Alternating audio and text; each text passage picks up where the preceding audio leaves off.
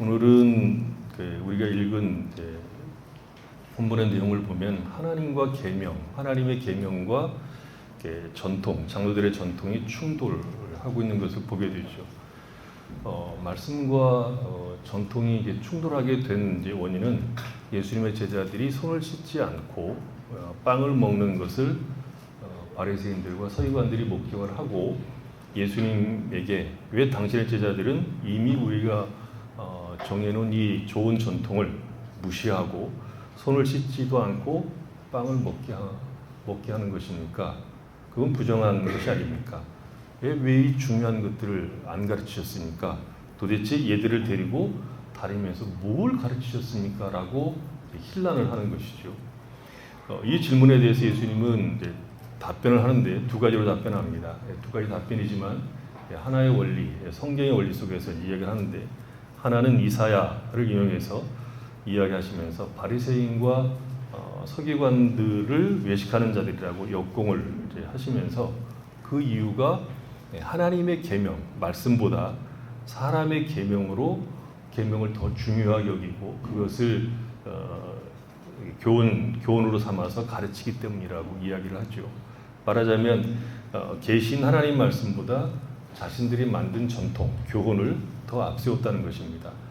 그리고 이제 성경의 구체적인 예를 들죠. 또 하나는 고르반이라고 하는 하나님을 섬기는 방식을 통해서 바리새인들, 서기관들, 소위 장로들이 하나님의 계명의 본질을, 하나님께서 주신 계명의 정신을 잘못 이해해서 또 왜곡되게 적용했다는 것을 이제 이야기를 하십니다.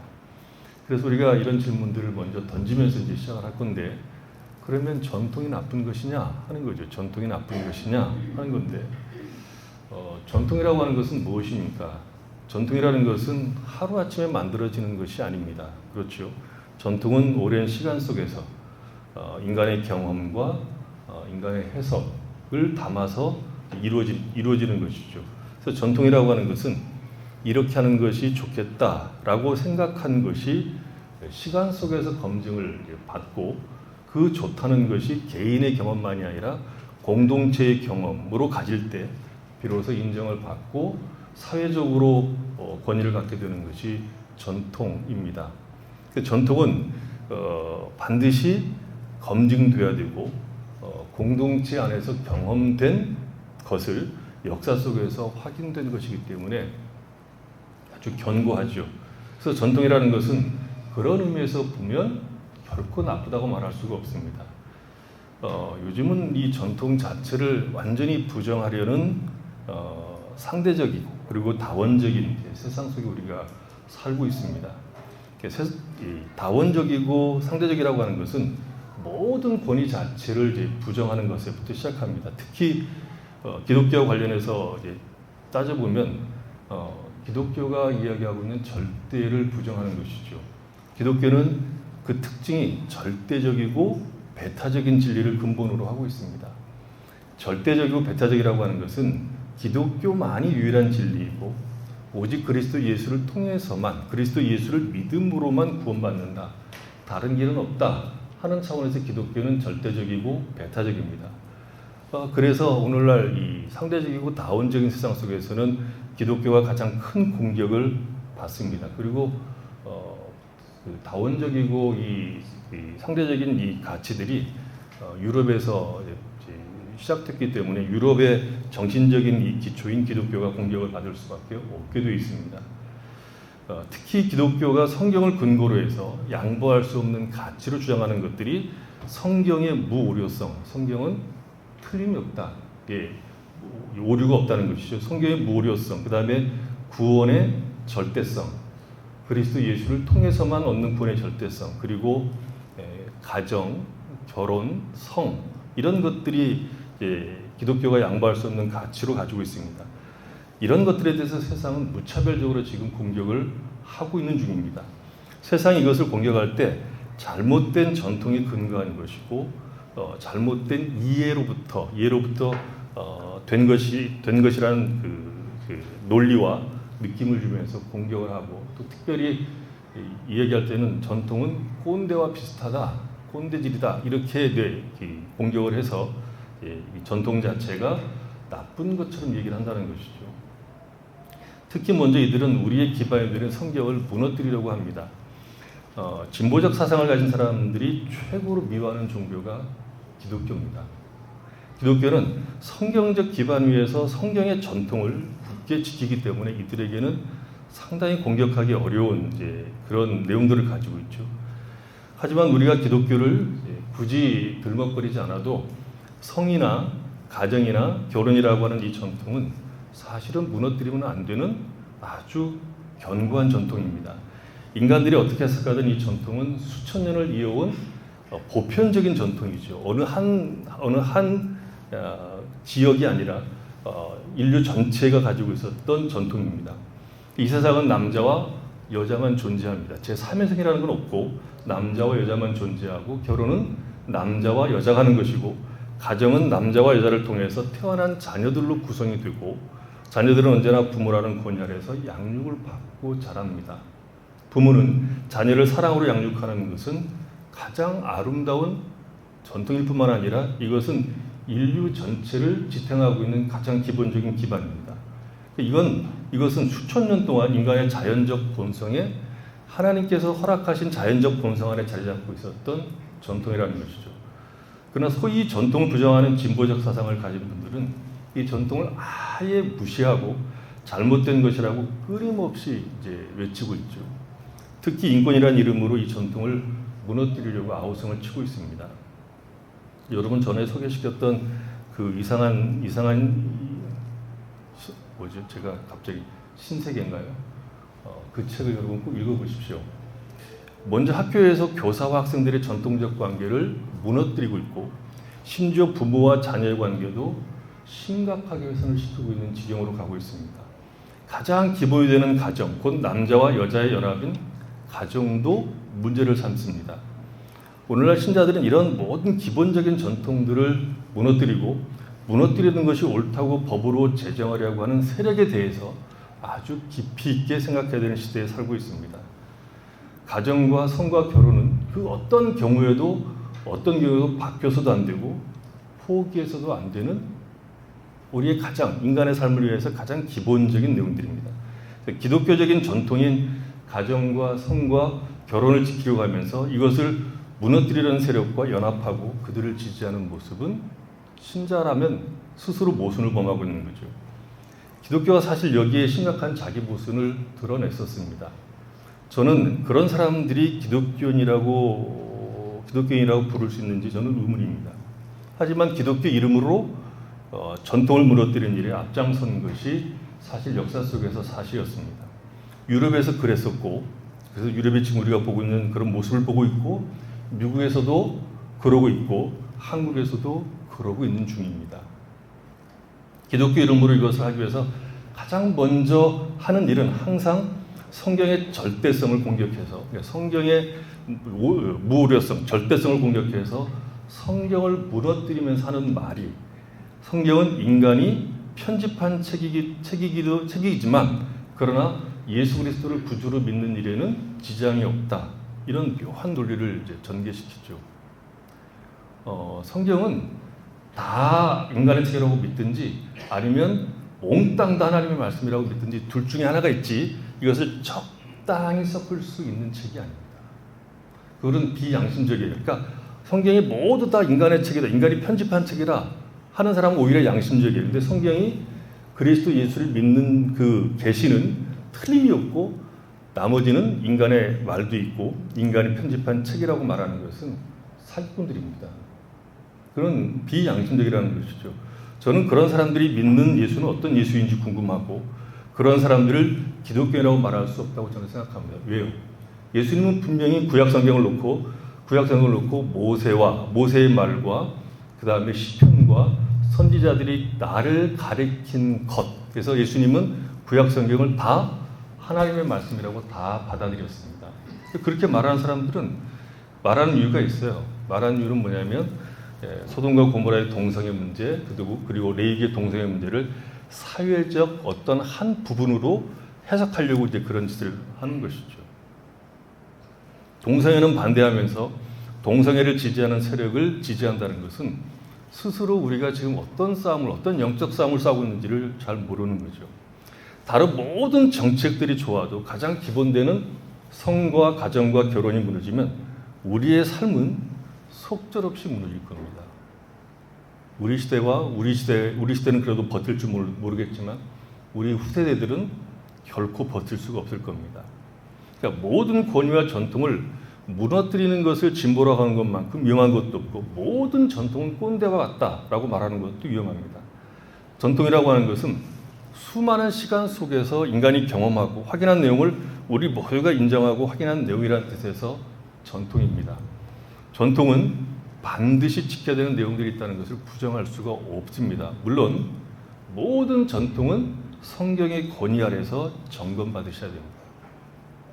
제 개인적으로 지금 저는 제 개인적인 신앙 여정을 보면 저는 70년대 말부터 예수 믿기 시작했으니까 70년대 말, 80년대, 90년대 한국 교회가 엄청나게 부흥할 그 부흥의 시기를 저는 이제 한복판을 걸어왔고 지금은 이제 부흥이 다 지나간 모두가 한국 교회가 어렵다, 힘들다 그런 이제 시대를 이제 같이 겪고 있습니다.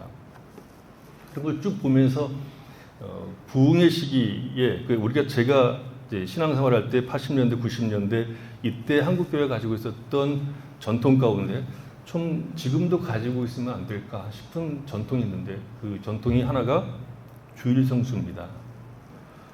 주일 성수를 옛날처럼 지키자 하는 것이 아니라 그 소중함이 사라지고 있는 것이 아닌가 싶은 생각이 들죠. 전에는 모든 일을 예배를 중심으로 놓고 계획하고 움직였는데 요즘은 예배가 후순위로 밀려났고 자신의 여가나 혹은 활동을 중심으로 예배가 놓여졌다는 거죠. 80년대, 90년대 많은 그 간증들 가운데, 이야기들 가운데 80년대, 90년대는 이 국가가, 이 왼수 같은 국가가 국가 고시를 주일날 봤어요. 아십니까? 무슨 고시를 전부 다 주일날 봤기 때문에 그 주일을 지키기 위해서 고시를 안 보고 예배를 드렸다. 그래서 하나님 인도를 받았다 하는 것들이 많이 있었습니다. 그것이 늘 싸움거리였어요. 신자들이 굉장히 큰 싸움거리였어요. 그렇게 지키자 하는 뜻이 아니라 전에는 예배가 가장 중심에 있었고 나머지 것들이 이제 그 뒤를 따라왔는데 요즘은 그렇지 않아 보인다 하는 것이 아쉽다는 것이죠. 사사기를 잘 읽어보면 지금 우리가 살고 있는 시대가 사사기가 아닌가 싶은 착각을 들 정도로 거의 흡사해요. 사사시대의 가장 큰 문제는 하나님을 경험한 그리고 하나님을 아는 세대가 목숨을 걸고 하나님을 섬기지 않음으로 인해서 그 다음 세대가 하나님을 신속하게 떠나는 실상을 우리가 이제 보게 되는 것이 사사기의 특징입니다. 지금 우리가 예배를 가장 중요하게 여기고 그것을 중심으로 놓지 않고 살아가는 이 모습을 우리 자녀들은 볼 것이고 우리보다 한 걸음 더 나을 겁니다. 예배드리는 것이 우리의 삶의 가장 소중한 가치가 아닐 때 예배는 나의 어떤 세상 일보다 덜 중요하다는 것을 스스로 교육하고 있는 것이죠. 저는 주일 성수가 제가 그 신앙생활 할 때 그 모습으로 지켜야 된다 하는 것이 아니라 우리의 삶에서 가장 중요한 것은 하나님을 예배하는 것이고 다른 것들은 예배 다음에 와야 하는 것으로 신앙의 전통이 회복된다고 저는 봅니다. 왜 그런 얘기를 하죠? 기독교 역사 속에서 예배를 소중하게 여기고 그 예배를 사랑하던 때가 항상 하나님의 축복을 받은 때였고 예배를 대충 생각하던 때는 교회가 힘을 잃고 모든 영적인 축복으로부터 이제 격리되는 공고한 때를 살게 되기 때문에 그렇습니다. 그래서 그런 전통은 그렇게 나쁘다 이렇게 말하기가 어렵다는 것이죠. 또 하나 술, 담배도 그렇죠. 술, 담배를 금하는 전통이 교회에 있습니다. 술, 담배는 성경에 나오는 문제가 아닙니다. 이거는 많은 신학자들, 복음적인 신학자들, 보수적인 신학자들도 이것은 교리로 확정이 될 문제가 아니다. 이건 아디아우라고 해서 자기가 판단하는 문제라고 봤습니다. 이래도 되고 저래도 된다는 문제로 봤다는 거죠. 우리와 동일하게 복음적인 생각을 가진 유럽이나 미국의 신실한 목사님들이죠. 아주 신학적으로도 신실하고 삶도 신실한 미국 목사님들은 유럽 목사님들은 담배도 피우고 술도 드시고 그럽니다. 한국 목사들만 좀 억울한 면이 있죠. 그렇죠? 천국은 어떻게 갑니까? 예수를 믿음으로 구원받고 가죠. 술, 담배를 끊어야 구원받고 천국 가는 것이 아닙니다. 먼저 예수를 믿고 그 다음에 술과 담배를 끊을 수 있으면 좋겠죠. 시급한 것은 예수를 나의 구주로 믿는 겁니다. 술과 담배를 하고 있는 사람도 교회를 떳떳하게 나오셔야 됩니다. 왜냐하면 예수를 믿고 구원받아야 되기 때문에 그렇습니다. 그러나 예수를 믿는 사람들에게 술과 담배를 금한 것은 나쁜 전통이 아니라 괜찮은 전통이라고 할 수 있습니다. 그런데 왜 이 전통이 문제가 되느냐 하는 것들을 이제 다시 뒤에 가서 보겠습니다. 자, 그럼 여기서 이런 전통이 괜찮은 면들이 있는데 왜 이 전통이 문제가 되어서 예수님과 논쟁하게 되었느냐는 거죠. 이것은 우리 주님이 하시는 답변에서 찾아볼 수 있습니다. 일반 사회에서 전통은 우리가 생각할 필요가 없고 기독교 전통은 우리가 반드시 생각해 보셔야 됩니다. 예수님께서 바리새인과 서기관들에게 주신 답이 뭐였죠? 사람의 전통을 하나님의 계명보다 더 중요하게 생각했다는 겁니다. 그러니까 전통은 하나님의 계명에 의해서 판단을 받아야 하는 것인데 오히려 전통이 하나님의 계명보다 우선하는 것으로 판단했다는 것입니다. 빵을 먹기 전에 손을 씻는 것은 성경에 없어요. 다 뒤져보세요. 없어요.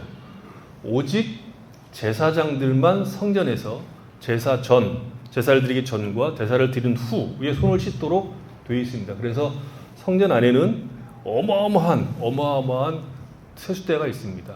사람 몇십 명이 들어가서 세수도 할 수 있는 그 세숫대 같은 게 하나가 있고 큰 게 하나 있고 그다음에 조그만 게 10개가 놓여 있습니다. 성전에 보면 처음 성전을 지을 때 우리가 물두멍이라고 그러죠. 손 씻기 위한 겁니다. 그래서 성전에서 제사를 드린 제사장들에게 그런 정결 예식을 요구했던 것이죠. 그런데 바리새인과 서기관들은 제사장들이 아니거든요. 이건 일반 그냥 백성이에요. 평신도예요. 평신도 중에 이제 성경을 많이 연구한 사람들이죠. 이 바리새인과 서기관들이 보니까 괜찮은 겁니다. 씻고 하나님 앞에 나가는 것이 좋아 보인 것이죠. 그래서 그것을 본인들이 집에 가서 하기 시작한 겁니다. 빵을 먹기 전에 손을 씻고 먹고 시장에 돌아와서도 물을 뿌리고 난 다음에 먹고 잔과 줄발과 녹그릇을 씻으니까 보기도 좋고 자신의 마음도 씻어지는 것 같고 다음 주 보겠지만 입으로 들어가는 것도 정결해지는 것 같고 그렇게 된 거죠. 그러니까 몸과 마음이 깨끗해지는 것처럼 느낀 겁니다. 그러니 자동적으로 하나님과 더 가까워진 느낌도 받은 것이죠. 그것을 자기들만 누릴 축복으로 여기지 않고 이들은 지도자들이니까 제자들에게 함께 공유했고 제자들이 또 가서 대중들과 함께 공유하기 시작한 것이죠. 그것이 전통이 되어서 유대인들은 그렇게 살게 된 겁니다. 예수를 믿으면 술과 담배를 끊는 것이 전통이었던 것처럼 그렇게 된 겁니다. 나쁜 의도로 시작한 것이 아니죠. 좋은 의도로 시작한 것이고 그것이 하나님을 더 잘 섬기는 것이고 하나님 앞에 더 깨끗하게 사는 것이라고 생각한 겁니다. 그리고 유대의 교인이 되면 당연히 그렇게 된다고 본 것입니다. 그것이 하나님을 기쁘시게 하는 신앙이라고 자기들은 생각을 한 겁니다. 고르반 문제도 같은 맥락에서 볼 수 있습니다. 손을 씻는 것은 성경에 없는 것을 만든 것이지만 고르반은 성경에 있는 겁니다. 하나님께 드리는 것이 무엇이 문제겠습니까? 고르반이 하나님께 드리는 것이니까. 문제는 하나님께 드린다고 말을 하면 사람에게 더구나 부모에게 정당하게 드릴 것을 안 드려도 된다고 성경을 잘못 왜곡시켰기 때문에 문제가 되는 것이죠. 처음에는 하나님께 드릴 마음이 있었기 때문에 고르반 했을 것인데 고르반 하고 나면 누구도 고르반 한 것을 건드릴 수가 없게 된 거죠. 왜냐하면 그건 하나님께 구별한 것이니까. 그래서 부모님을 공양해야 되는데 고르반 해버리면 부모님을 공양하지 않아도 하나님에게 사랑받는 하나님을 위하는 굉장한 신앙인 것처럼 보인 겁니다. 근데 주님은 뭐라고 얘기합니까? 부모님을 공경하는 것이 성경이 말하고 있는 계명이라고 말합니다. 전통이라는 이름으로 성경이 요구한 것을 폐한 것이죠. 말하자면 전통이 성경보다 우선권을 가진 것이 문제입니다. 여기에 전통의 무서움이 있습니다. 전통은 객관적인 판단을 거부하는 성향이 있습니다. 전통은 앞에서 얘기했지만 역사 속에서 긴 시간 속에서 인간의 경험을 공유하는 과정 속에서 생성된 거기 때문에 보편적인 권위를 갖게 됩니다. 시간과 경험 안에서 만들어진 것이 무시무시한 힘을 가지게 된 것이죠. 물론 그 권위는 인간이 만든 권위입니다. 역사와 전통을 자랑하지만 인간의 경험 안에서 만들어진 것이 전통이 가지고 있는 권위입니다. 그런 차원에서 전통이라고 하는 것은 시간과 인간의 경험 속에서 만들어진 것이긴 하지만 인간이 만든 전통이기 때문에 절대적일 수는 없습니다. 그런데도 불구하고 그런 전통은 속성상 자꾸 절대적인 권위를 가지려고 하기 때문에 성경의 가르침과 충돌하는 경향이 있고 반발하는 경향이 있습니다. 하지만 전통은 항상 절대적인 권위인 성경 아래로 들어와야 된다고 예수님이 말씀하고 있습니다. 성경을 통해서 전통은 점검받고 통제를 받아야 됩니다. 제가 믿는 신학을 칼빈주의라고 얘기하기도 하고 개혁주의 신학이라고 얘기합니다. 개혁주의 신학, 칼빈주의 신학은 하나님의 주권, 하나님의 영광을 최고의 가치로 여기지만 그렇게 최고의 가치로 여기는 그 근본은 뭐냐면 항상 우리의 모든 신앙의 내용과 사고와 행동들은 성경을 통해서 점검받아야 된다, 검토받아야 된다는 것이 개혁주의 신학이 가지고 있는 모토입니다. 그래서 개혁주의 신학은 개혁된 교회는 항상 개혁돼야 된다. 이게 이제 개혁주의 신학이 가지고 있는 모토입니다. 우리는 항상 성경을 통해서 우리의 신앙과 우리의 행위들이 점검되어야 됩니다. 이 문제에서 가장 큰 문제를 안고 있는 단체가 천주교입니다. 천주교는 자기들은 두 가지 권위 아래 있다고 얘기를 합니다. 하나는 전통, 교회 전통이죠. 또 하나는 성경이라고 말합니다.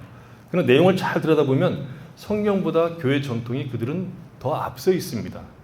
천주교는 교회 역사 속에서 만들어진 전통을 기준으로 성경을 해석하기 때문에 전통이 훨씬 더 중요한 가치로 여겨지고 있습니다. 그들은 자꾸 아니라고 주장하지만 사실은 교회 전통이 천주교의 기둥입니다. 성경은 그것을 서브해 주는 거고요. 그래서 천주교는 결코 변하지 않으며 성경을 떠나 있기 때문에 우리가 그들과 함께할 수 없다고 얘기하는 겁니다. 그들과 함께할 수 없다는 것은 천주교 교인들과 함께할 수 없다는 것이 아니라 그들의 가르침과 함께할 수 없다는 것이고 그들의 가르침을 인정할 수 없다는 것입니다. 인간의 모든 전통, 특히 기독교의 전통은 전부 성경의 가르침과 통제를 받아야 됩니다. 성경만이 우리의 사고와 가치와 행위의 유일한 기준입니다. 전통이 성경의 통제를 받지 않으면 무슨 일이 생깁니까? 하나님을 섬긴다고 주장하는데 오히려 반대 현상이 나타날 수밖에 없습니다. 그래서 결국 천주교는 드디어 지금 현재 그 교황이죠. 프란시스 몇 세인지 모르겠는데 이 양반이 동성 결혼에 대해서 사제가 축복할 수 있다, 축성할 수 있다라까지 이야기를 했습니다. 자신들은 전통을 따라 하나님을 섬기는 사람들이라고 얘기하지만 실상은 하나님을 부인하고 있고 성경을 부정하는 일을 하고 있다는 것이죠. 마가복음을 한번 다시 보십시오. 이 전통이 어떤 잘못된 방향으로 갔는지 한번 보십시오. 왜 후중을 받는지. 손을 씻고 빵을 먹는 것, 그리고 고르반 이런 문제들의 핵심은 하나님을 더 잘 섬기기 위한 것이었습니다. 그런데 문제는 전혀 다른 방향으로 흘러갔다는 것이죠. 무엇입니까? 왜 그렇게 된 것입니까? 그렇게 전통을 지킨 것이 자기들의 자랑이 된 겁니다. 바리새인들이 손을 씻고 빵을 먹는 것은 문제가 안 됩니다. 그리고 그렇게 하는 것이 하나님께 더 가까이 가고 자신의 몸과 마음이 정결해지는 것처럼 생각이 들었다면 당연히 하나님의 마음을 가지고 이웃 앞에 자기들 살아가는 삶의 모든 사람들 앞에서 서야 되는 것이 마땅하지요. 그것이 무엇입니까? 하나님의 계명이 가지고 있는 본 정신이 무엇입니까? 하나님의 계명의 본 정신은 사랑입니다. 사랑을 위해서 준 겁니다. 하나님을 섬기는 전통인이 이 전통을 가지고 구별이나 자랑으로 가는 것이 아니라 사랑으로 갔어야 된다는 것이죠. 하나님이 계명을, 주님이 우리에게 계명이 뭐냐 하는 것을 요약해서 이렇게 말씀해 주셨지 않습니까? 마태복음 22장 36절에 보면 이렇게 주님은 얘기했어요. 선생님, 율법 중에서 어느 계명이 크니이까? 예수께서 이르시되 내 마음을 다하고 목숨을 다하고 뜻을 다하여 주 너희 하나님을 사랑하라 하셨으니 이것이 크고 첫째 되는 계명이요 둘째도 그와 같으니 내 이웃을 내 자신같이 사랑하라 하셨으니 이 두 계명이 온 율법과 선지자의 강령이라. 계명의 본질은 사랑입니다. 하나님을 사랑하는 것이고 하나님을 사랑하는 것과 똑같이 동등하게 예수님이 첫째, 둘째라고 말씀하셨지만 첫째, 둘째가 다 똑같은데 동일하게 이웃을 사랑하는 것입니다. 참된 전통은 항상 하나님과 이웃을 사랑하는 것으로 나오는 것이어야 됩니다. 하나님을 사랑하는 것은 반드시 이웃을 사랑하는 것으로 증명돼야 됩니다. 여러분, 하나님의 사랑을 풍성하게 느끼고 맛보고 싶습니까? 내가 하나님의 사랑을 마음껏 느끼고 싶습니까? 그러면 기도하고 금식하고 이런 것 하기 전에 이웃을 사랑하십시오. 이웃을 사랑하는 것이 하나님의 사랑을 풍성하게 맛보는 길입니다. 사도 바울은 로마서 10장 10절에서 사랑은 율법의 완성이라고 얘기했습니다. 율법은 사랑으로 완성되는 하나님의 계명입니다. 바리새인들은 이것을 완벽하게 오해했습니다. 마태복음에 보면 그 오해가 쭉 기록되어 있습니다. 한번 보겠습니다. 5장 21절. 이들이 하나님의 계명 전반을 어떻게 오해하고 있는지 예수님이 직접 지적을 하십니다. 마태복음 5장 21절. 옛사람에게 말한 바 살인하지 말라. 누구든지 살인하면 심판을 받게 되리라 했다는 것을 너희가 들었으나 나는 너희에게 이르노니 형제에게 노하는 자마다 심판을 받게 되고 형제를 대하여 나가라 하는 자는 공회에 잡혀가게 되고 미련한 놈이라는 자는 지옥불에 들어가게 되리라. 그러므로 예물을 제단에 드리려다가 거기서 내 형제에게 원망 들을 만한 일이 있는 것이 생각나거든 예물을 제단 앞에 두고 먼저 가서 형제와 화목하고 그에 와서 예물을 드리라. 너를 고발하는 자와 함께 길에 있을 때 급히 사와라. 그 고발하는 자가 너를 재판관에게 내어주고 재판관이 옴니에게 내어주어 옥에 가둘까 염려하라. 진실로 내게 이르노니 내가 한 푼이라도 남김없이 다 갚기 전에는 결코 거기서 나오지 못하리라. 또 간음하지 말라 했다는 것을 너희가 들었으나 나는 너희에게 이르노니 음욕을 품고 여자를 보는 자마다 마음이 이미 간음하였느니라. 만일 내 오른눈이 너를 실족하게 하거든 빼어내어 버리라. 내 백체 중 하나가 없어지고 온몸이 지옥에 던져지지 않는 것이 유익하며 또한 만일 내 오른손이 너를 실족하게 하거든 찍어버리라. 내 백체 중 하나가 없어지고 온몸이 지옥에 던져지지 않는 것이 유익하니라. 또 일러스되 누구든지 아내를 버리려거든 이혼 증서를 줄 것이라 하였으나 나는 너희에게 이르노니 누구든지 음행하는 이유 없이 아내를 버리면 이는 그로 간음하게 하며 또 누구든지 버림받은 여자에게 장가되는 자도 간음함이라. 또 옛사람에게 말한 바 헛맹세하지 말고 내 맹세한 것을 주께 지키라 했다는 것을 너희가 들었으나 쭉 보면서 다시 38절을 보십시오. 또 눈은 눈으로 이는 이로 갚으라 했다는 것을 너희가 들었으나 나는 너희에게 이르노니 악한 자를 대적하지 말라. 누구든지 오른편은 뺨을 치거든 왼편으로 돌려대며. 그리고 43절. 또 내 이웃을 사랑하고 내 원수를 미워라 했다는 것을 너희가 들었으나 나는 너희에게 이르노니 너희 원수를 사랑하면 너희를 박해한 자를 위하여 기도하라. 이렇게 한즉 하늘에 계신 너희 아버지의 아들이 되리니. 이렇게 쭉 나오죠. 예수님은 새로운 율법을 주고 계신 것이 아닙니다. 새로운 율법을 주고 계신 것이 아니라 예수님이 하신 것은 본래 율법이 가지고 있었던 본질, 그 정신을 다시 가르쳐 주는 것이죠. 너희가 이런저런 율법의 해석을 들었으나 나는 너희에게 이른다. 너희가 들은 것은 성경이 말하고자 하는 내용이 아니라 성경과 다른 길로 간 그 이야기를 너희가 옛사람에게 들었다는 것입니다. 이것은 다른 율법을 내가 너에게 준다는 것이 아니라 율법이 가지고 있었던 본래의 정신을 내가 너희에게 바르게 해석하여 준다는 의미입니다. 옛사람들이 율법에 대해서 오해하고 있는 것을 수정하여 주신 겁니다. 예수님 당시 종교 지도자들이었던 그 사람들은 하나님께 분명히 열심을 가지고 있었습니다. 그걸 부정할 수가 없습니다. 그들은 남다른 열심을 가지고 있었습니다. 사도 바울이 그 대표적인 인물이죠. 자기가 뭐라고 그랬어요? 율법에 그러는 내가 흠이 없다 그랬어요. 다 지킨 사람이라고 얘기하고 있습니다. 문제는 뭡니까? 율법의 본래 정신을 잃어버리고 자신들의 전통, 곧 하나님을 섬기는 방식을 고집함으로써 성경에서 말하고자 하는 내용에서 떠나간 겁니다.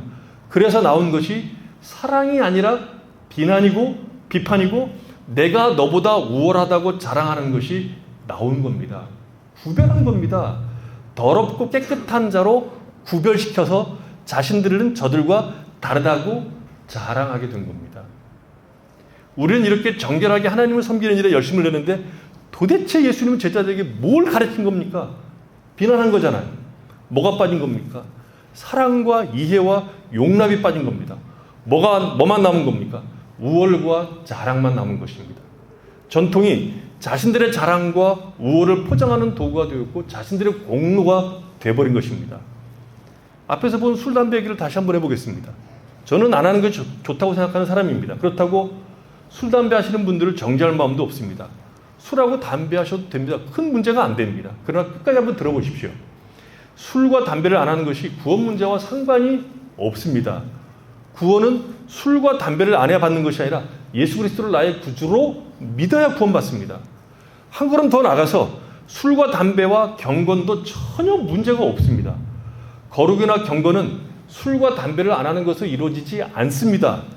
여러 차례 강조해서 설명했지만 거룩이라고 하는 것은 1차적으로 분명히 구별입니다. 세상적이지 않고 육체적이지 않는, 그러니까 죄의 본성을 따라가지 않는 것이 구별이고 거룩입니다. 그 거룩은 하나님께 자신이나 물건을 드리는 것이기 때문에 세상과 죄로부터 분리되는 것이 1차적입니다. 그러나 그 구별이 거룩의 전부가 아니라 그렇게 분리하는 이유는 사랑을 담기 위해서 분리하는 겁니다. 구별의 가장 중요한 이유는 사랑하기 위한 겁니다. 세상적이고 죄악 가운데서는 참된 사랑을 담아낼 수 없기 때문에 먼저 거룩, 즉 구별하는 것이지 구별 자체가 목적이 아닙니다. 그래서 깨끗이 씻는 것은 거기에 맛있는 것을 담기 위한 것이지 씻는 것 자체가 목적이 될 수가 없죠.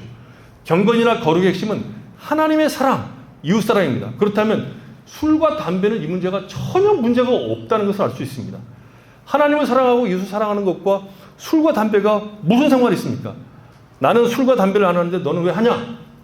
집사가 아직도 술 마시고 담배 피냐? 라고 구별하고 그것을 안 하는 내가 너보다 더 거룩하다 라고 할 때 그는 이미 신앙에서 떠나 있는 겁니다. 집사님이 술과 담배를 하시면 그걸 보면 좋은 담배를 선물해 주시면서, 좋은 담배가 있는지는 모르겠어요. 근데 자우간 주시면서 이거 피우시면서 성경 읽으시고 기도하세요. 그래서 술과 담배를 하시면서 성경 공부도 하고 기도도 하면 그냥 놔두세요. 하나님이 알아서 하십니다. 그런 사람들. 술과 담배를 하시면서 거룩할 수 있습니다. 왜 못합니까? 충분히 할 수 있습니다. 그러나 그것이 방해되면 단호하게 차리셔야 됩니다. 제가 가장 좋아하는 노이존스 목사님, 이분이 27살에 목사가 됐는데 에버라본이라고 하는 그곳에서 목회를 하는데, 시골 교회에서 목회를 하는데 놀라운 역사가 벌어진 겁니다. 100명도 채 안 모였던 교회가 이분이 11년 있었는데 11년 있는 동안에 700명, 800명 모인 겁니다. 엄청난 부흥을 한 겁니다. 회심자가 굉장히 많이 늘어난 거죠. 근데 이 목사님의 특징이 뭐냐 그러면, 그럼 우리가 이 목사님은 맨날 금식하고 기도했을 거라고 생각하지만 아니에요. 이 목사님은 중요한 신학적인 사고, 성경의 사고를 할 때는 항상 담배를 입에 물고 하셨어요. 상상 가세요. 목사가 묵상하는데 담배를 물고 펜 하나 들고 쪽지 하나 여기 종이 하나 놓고 묵상하면서 쓰고 있는 거예요. 거기에 성령께서 역사하실 거라고 우리는 생각을 못 하잖아요. 근데 성령께서 역사한다고 여러분 그런 목사의 설교를 통해서 성령이 역사할 거라고 생각하십니까? 한국 사람들은 아마 꿈에도 못할 거예요. 근데 놀라운 역사가 벌어진 겁니다. 근데 어느 날 묵상할 게 생겼는데 담배가 없는 겁니다. 집에. 그리고 빨리 가서 가게에서 담배를 사오려고 했는데 가게에도 담배가 똑 떨어졌어요. 그러면서 우왕좌왕하면서 이렇게 묵상하는 시간을 버리고 난 다음에 이 목사님이 생각한 거예요. 내가 도대체 뭘 의지하냐? 내가 묵상하기 위해서 겨우 의지하는 것이 담배였단 말인가? 이런 각성이 오게 되셔서 그날로 끄는 것이 아니고 한 몇 개월, 수개월, 거의 1년 정도 거쳐서 하루 10개 피피던 것을 끊으셨어요.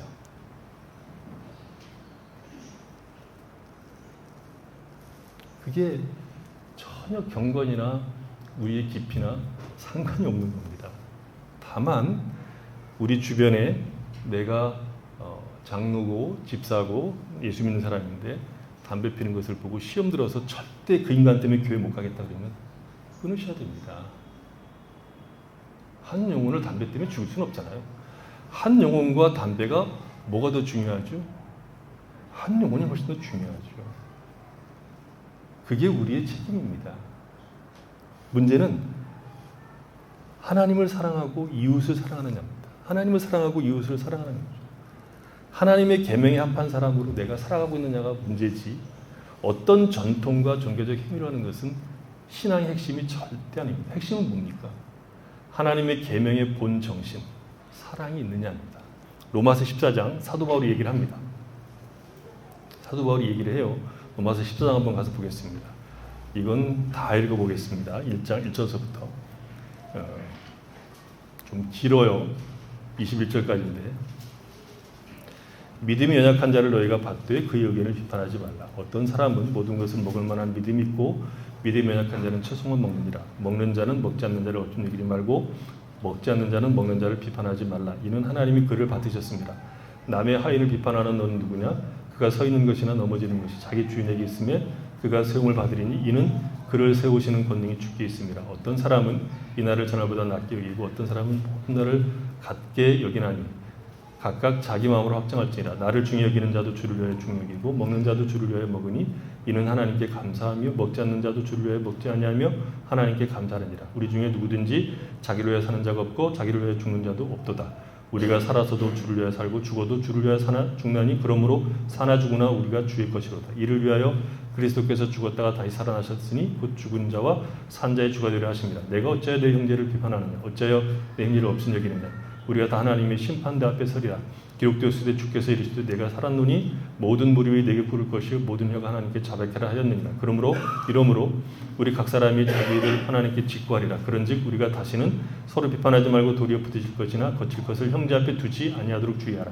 내가 주 예수 안에서 알고 확신하노니 무엇이든지 스스로 속된 것이 없으되 다만 속되어 이기는 그 사람에게는 속되니라. 만일 음식으로 말미암아 내 형제가 근심하게 되면 이는 내가 사랑으로 행하지 아니함이라. 그리스도께서 대신하여 죽으신 형제를 내 음식으로 망하게 하지 말라. 그러므로 너희의 선한 것이 비방을 받지 않게 하라. 하나님의 나라는 먹는 것과 마시는 것이 아니오 오직 성령 안에 있는 의와 평강과 희락이라. 이로써 그리스도를 섬기는 자는 하나님을 기쁘시게 하며 사람에게도 칭찬을 받느니라. 그러므로 우리가 화평의 일과 서로 덕을 세우는 일에 힘쓰나니 음식으로 말미암아 하나님의 사업을 무너지게 하지 말라. 만물이 다 깨끗하되 거리낌이 없이 먹는 사람에게는 거리낌으로 먹는 사람에게는 악한 것이라. 고기도 먹지 아니하고 포도주도 마시지 아니하고 무엇이든지 내 형제를 거리끼게 하는 일을 아니함이 아름다우니라. 우리는 우리 자신을 위해 사는 자가 아닙니다. 우리는 살아도 주를 위해 살고 죽어도 주를 위해서 죽습니다. 이것이 신자의 삶의 대전제인데 이 대전제하에서 문제가 생기는 겁니다. 나는 주를 위해서 고기를 먹지 않는다. 나는 주님의 영광을 위해서 고기를 먹는다. 이렇게 싸운 거죠. 그래서 주를 위해서 어떤 사람은 고기를 먹고 어떤 사람은 고기를 안 먹는데 이 문제가 주를 위하는 일이 문제가 되어서 다툰 겁니다. 이것이 교회 안에 늘 있는 문제입니다. 다 주를 위하여 하는 일을 가지고 교회가 싸웁니다.